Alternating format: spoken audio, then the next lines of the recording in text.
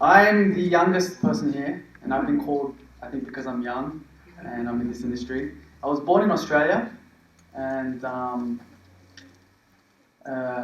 was a dropout in high school, so I didn't do well at all in HSC. In fact, I didn't even do the HSC, I didn't turn up, so I failed that. I didn't tell my mum. And honestly, until I think I went to church and I met AJ, and he started mentoring me, I didn't know what to do. But filmmaking, storytelling, stuff like that is something that I liked, I enjoyed, right? So I'm going to talk about, my one's going to be very short, it's going to be like 5 minutes, right? So 5 common mistakes people make when filmmaking, and the challenges you're going to have as a young producer, right? Because you've got to start somewhere, and a lot of the issues is we don't know where to start, and we don't have any portfolio. How do we do that? And so I'm just going to share my experience on how I did it. So okay, so filmmaking. I'm going to just assume we all enjoy films. I'm going to assume that we all want to make films sometime in our life. Okay, I don't have experience with like feature films and things like that. I've got experience with short films. Okay, so I'm just going to talk about that. So. The first mistake I think that I've made, and I think a lot of people, starting out in uni and making their first short film, is skipping the audition phase. Okay, so what's an audition? Audition is casting. Okay, so it's selecting your actors, actors and actresses, right? Now, because we don't have money, we don't have experience, we don't know good actors, right? So we tend to skip this phase. But I think over time I realized that actors is one of the most important assets to your film. Okay, like if a film's bad, basically it's because your actors are bad. As a director, as a storyteller, you can do so much at the end of the day. You can set the cameras up perfectly, but if your actors are bad, the film's going to be bad, right? That's why they get paid so much. They get paid more than the directors.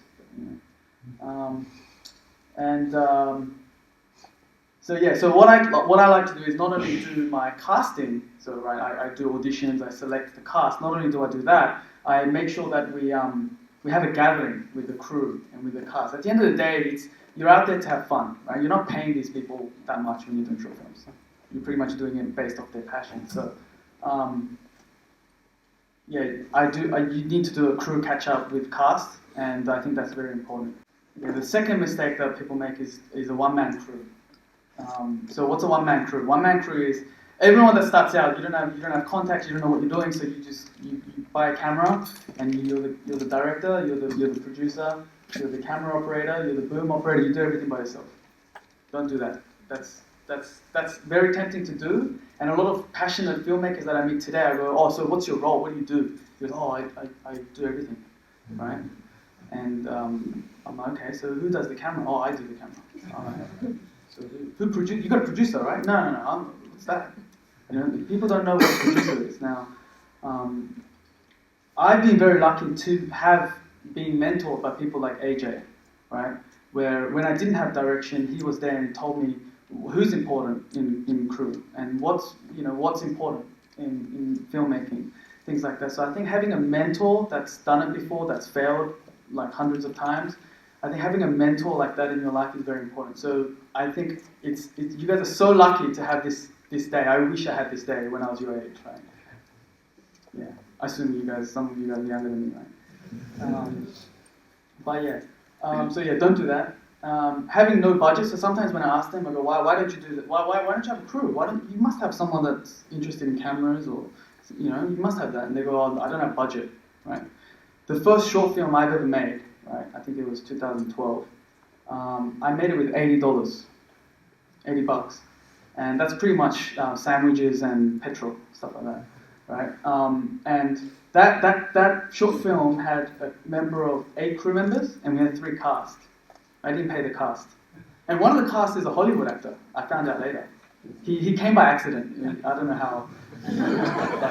Yeah, when he came out, he was very disappointed because we had DSLR. We had very bad crew. Like we didn't know what we were doing. But he was so good though. Like you can tell, man, he's professional. But yeah, he came out in Red Dog, and he's in all the Australian. He's in all the Australian dramas and all that stuff. So I was very honoured to do the film with him. And once the film was done, he sent me an email saying, to be honest, I was very upset when I went to your set because I didn't know it was this low budget. I know you said low budget, but this was the lowest budget he's ever been on. But because he's there, he did it, right? But when he saw the final film, he just saw the like for $80, he didn't understand how we did it, right? But the way we did it was we had 8 of these passionate people on set. My assistant director, okay, I won't get into the detail of what crew members are. Just Google it later, right? But assistant director, my assistant director was, I didn't know, I found out afterwards, she has AD'd X-Men and The Gatsby. Have you guys seen The Gatsby? You guys know that? So she AD'd that, and then she came onto this $80 set, right? And I asked her later, after I found out, why did you do that? We paid you nothing.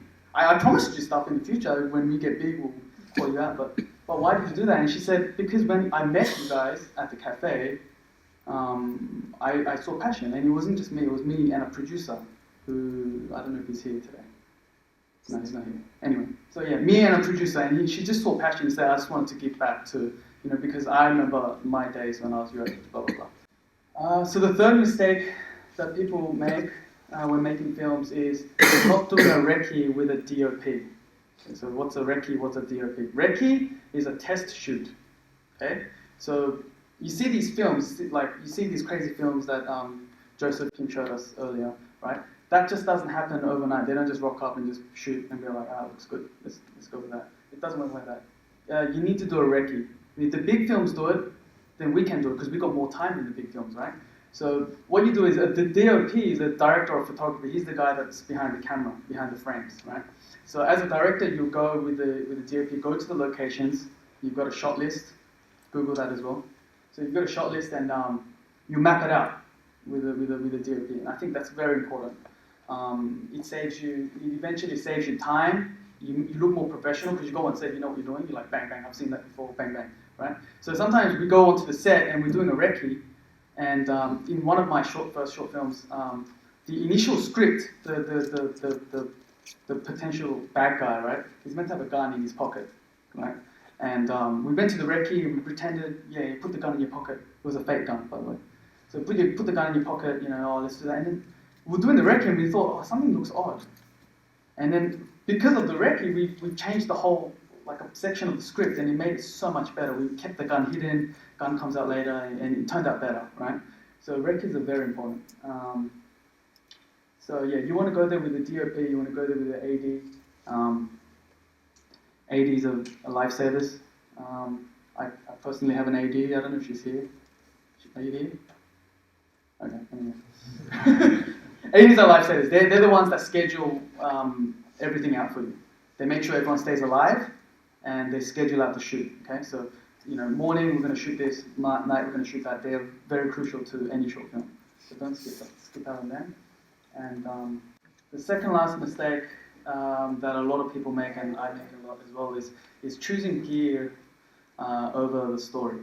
I think it's very tempting because these days you can pay like $2,000 and get like really good gear. But a long time ago I used to think gear was everything, but it's not. At the end of the day, it's about the story, it's about your cast, it's about the people you work with. That's what it's about. So don't ever consider gear before story. I mean, there's people. I actually, after AJ did his presentation, I was sitting there going, wow, because I've got a full-time job right now, right, as a video producer in like a tech company, and I'm loving life because I do nothing and I get paid like a lot, right? So it's really cool. I do what I want to do. Sorry, I do. And so it feels like nothing, but I do work, right? But AJ is the one that actually posted that job to me. In fact, every week he would post random jobs to me because he knew I got married. I didn't have a job. My wife didn't have a job. We moved out. I don't know why I did that. We moved out. We didn't have a job, and he knew he knew the struggles I was going through. And even though I was born here, I could speak the language. I had a big portfolio at this time as well, but it was still hard, And But anyway, so when AJ sent me this job, I went through. I did the interview. I was really honest with them. They go, "Oh, do you know anything about us?" I'm like, "Yeah, I did some research, but I only saw one video, blah blah blah." But when they chose me, the producer, the main guy that actually chose me over everyone else, said this. The second candidate that he was battling against, that were tossing between, he had much more experience than you. He had much more whatever than you, right?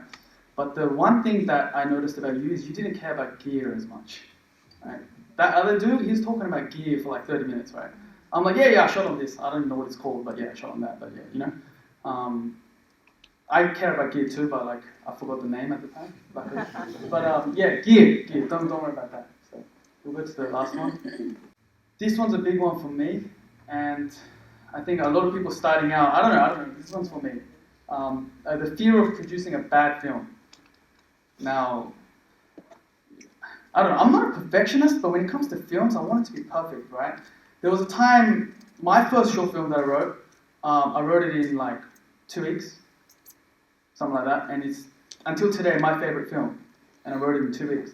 I have got a film that I wrote for 2 years, and I was just perfecting it. No, that's not right. That's not good enough. I met with the actors for like 2 months straight, and I just got them to rehearse everything, and I got them to do it again, got them to change the whole story so that it fits with them, and I did all that, and I was just being like, I was scared to make a bad film, and I eventually made a bad film because I did that.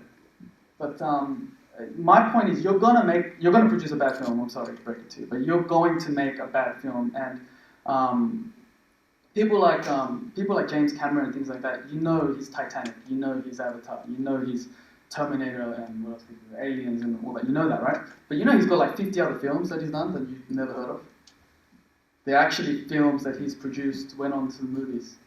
You can buy them on DVD right now, but you've never heard of them, right? They're all failures. And they're like multi-million-dollar failures. They're not even just like, oh yeah, just a little short film and failed. But nah, they're huge films that they failed, right? So in the same way, if James Cameron can fail, so can we, right? So I think, yeah, fear of producing a bad film. Like I'm in the process of making a film right now, and the reason why I didn't make it till now, I wrote the script 2 years ago. I wrote it in like a day. I wrote it 2 years ago, and I'm like, man, I only spent a day on the script. This is bad. Stuff it. I'm not gonna do it, right? But then I thought, I'm preaching this stuff. Maybe I should do it, right? So I'm putting together a team, and I'm doing that again, right? So, yeah. So if you've got a film idea, just start now, right? Start now, and write down your email, whatever. If you need any help, I'll probably need your help as well to help me assist. Picking up the pizza and stuff like that. I need a little help. So that's the 5 things about films. Now, so the way I got my job and my portfolio and all that came from actually not films. It actually came from producing corporate videos. So this is business videos. Okay, a long time ago, everyone takes photos for websites, right? Today, we are moving into a new generation of videos.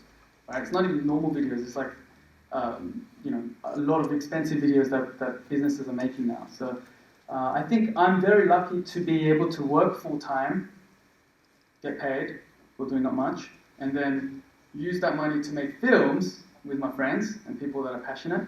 And at the same time, whenever like randomly, I get freelance jobs. Now these freelance jobs are very high paying but contract based, right? So they pay a lot for one video, right? And this video, the cost goes up depending on how big the client is, right? But these are awesome. Like seriously, you could work for like a week and get paid like 10 grand. I'm not kidding, right? And but you're gonna have a lot of challenges. So for the first like 5 years, I made nothing. I made like $300. The first challenge you're gonna have is no jobs. You're not gonna have freelance jobs. You're not gonna have any jobs. The reason for that is because your showreel sucks. Everyone's showreel sucks at the start, and mine's so like I actually deleted it. My initial one, but your showreel is bad. So how do you go about that? How did I get out of that bad showreel? Because I try for jobs, and he always goes to some other guy that's got a better show. And the reason is they got a better showreel, right? And so, by the way. My showreel was even worse because I actually did uni for 2 years. I somehow got into uni, I don't know how. I did college and then, I forget. But anyway, I got into uni and then I dropped out after 2 years. Okay, so I didn't. My third year was about building showreel, and I didn't do that. I don't know why I did that. I didn't tell my mom about that either. I got smashed, but it was too late because I told them to delete my account. Yeah, I did that because I wanted to work. You know, I already learned all the stuff. I thought I had no idea, but I thought I learned all the stuff. I went out there into the real world, and it was difficult because I didn't have a showreel. You know, and so what I decided to do was borrow somebody else's showreel and say, you know, if they ever need green screen, studio, hiring, whatever, I'll hook them up with you. But I want to use your showreel so that I can get clients who want to do live action stories and stuff like that. And they're like, yeah, sure. So we gave them some business, and then I used their showreel. So I pretended to do Samsung and all this crazy stuff, right? And my showreel looked awesome, but I actually didn't do any of that, right? But I went out there, I got these clients, and for the first time I got my first like $6,000 job, my first ever job, right? And I'm like, oh man, this is awesome. So what I did was I didn't give myself $1. The whole $6,000 I spent it on crew that are way better than me, right? So I just seeked the best, you know, for the money. I mean, 6,000 is nothing for, like, it's not much to get the best. But anyway, I did what I can, right? And then I went on Gumtree, I went everywhere, and because I didn't know what I was doing, I called every person that I called was somebody that was better than me. And I took that as an opportunity to learn. And I said, why did you set up the lights like that? Why did you press that button? Why did you do that? They probably thought this director knows nothing. But I didn't care because I'm paying you, so tell me, right? So that's what I did, and I built my portfolio like that. So the next job, I'll hire somebody, and because I learned, I'm a bit better now, right? So I'll hire somebody a bit better than that guy. And I'll hire someone a bit better than that guy. So you look at my showreel, it looks amazing, right? It looks crazy. But if you think about it, from the start, I knew nothing. And now, because I've been working with these great people, and because I'm passionate and stuff, like I want to learn this stuff, they actually spend time with me. They go, hey, let's go to a cafe, let's buy me coffee, and we'll talk. And I'm like, okay, and I just ask them questions and learn. And that's how I built my portfolio. And so can you, right? The next challenge you're going to have, by the way, this is the last slide. The next challenge you're going to have is quoting and budgeting. That was always my challenge. I always quoted way too low. I've always, I don't know. I don't even know what to quote. You know, they go, I want to do this and that, and I'm like, oh yeah, like $200, yeah. And then because I quote so low, they don't go with me. You know, and then I'm like, okay, I should quote higher. Yeah, about 20 grand, and because I'm too high, they don't go with me. So, what do I do? And I wish I had a mentor freelance dude back then, which I didn't. But what I started to do was I actually called competitors, pretend to run a underwear shop from China or something, and I say, my dad's like this underwear making company. I don't know why I chose underwear, but my dad does this, and we want to make an online video. How much is it going to cost? And I'll show him samples, and they'll say, oh, that's going to cost $6,000. I'm like, whoa, $6,000? All right. And then and I'll call people and I'll get rough quotes, and I'll just send that quote over to the clients. That's kind of how I did it. But these days you don't have to do that. You can just go on Google and ask, because back then I don't think online videos weren't such a thing. Right? But yeah, and having no contacts. When you call a contact that's kind of up there, I don't know, it's very hard to get their time because they're busy, right? Busy making money. So yeah, it's hard to get contacts. But once you build your portfolio and you show them your portfolio, hey man, this is some stuff I've done. Can I talk to you? Then when they see your stuff and they go, oh, it looks pretty cool, then they meet you. And then you meet them, you ask for some other contact, and you keep getting contacted, and then sooner or later you've got this contact where you don't even have to advertise anymore, and just jobs just keep coming through, right? And when you do have a full-time job, you can just do them if you want, don't do them if you don't want. Your wife will tell you to keep doing them, because, but then yeah, that's what I did. There was a time when I had like a 1-minute showreel where I thought was okay, it's not the best, but I thought this is 1-minute showreel was good. I think it's not bad. So what I did with that was I sent it to like 100 agencies. So agencies are the guys that do the big commercials. They're the guys that look after Macca's and Commonwealth Bank and all that stuff, right? So I sent them out to 100, and out of 100, like 40 of them said, yeah, come in, who cares? Come in, let's have a talk, right? And I'll come in, I'll just talk to them, and I wasn't there I was there to get a job, but it didn't look like I was there to get a job. I was there to make friends. That's what it's about. this industry, you need to make friends. If you don't have friends as a director, as a producer, if you don't know how to make friends, then maybe director producer is not your thing, right? But if you like talking to people, you like, you know, getting together with people and things like that, then directing and producing may be for you, right? So yeah, make friends. I make heaps of friends, and sometimes they don't give me the job because I'm the best. They give me the job because I'm a good friend, right? And I call them to the wedding, my wedding, and I go to their weddings and things like that, and they're just like, yeah, here's a job. Let's give it to Sam because he bought me coffee. You know? Seriously, like one coffee. Like one of the mentors told me that, he goes, you always buy the coffee if they're like gangsters. Oh, not gangsters. If they're like, like up there, you buy the coffee.